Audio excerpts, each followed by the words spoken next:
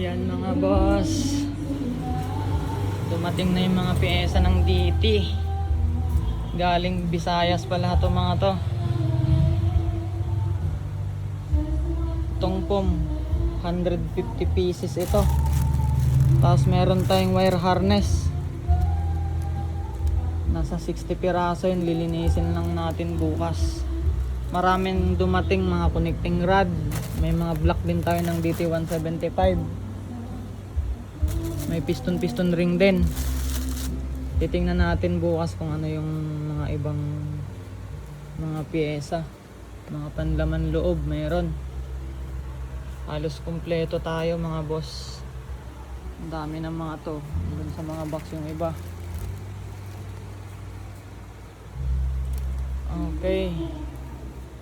Itong kung ano yung original stock ng DT. Ito na yon. Legit.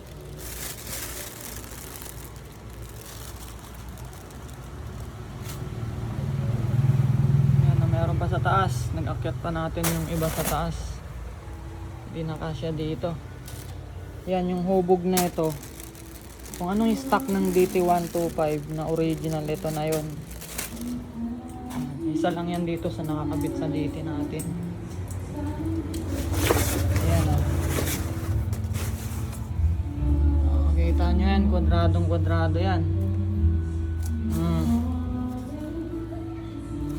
Hindi na kailangan ipa-repair yung mga foam nyo kung sobrang nipis na.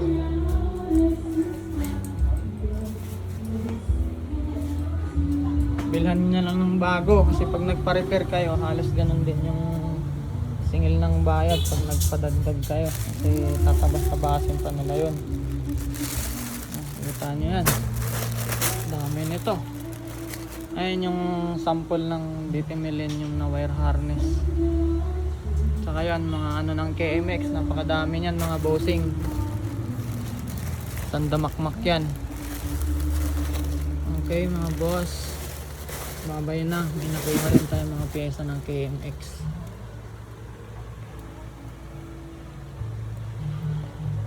Bye bye. Ano ba yan? Ayan na yung mga yan, cover. Dami yan, may higit yan 30.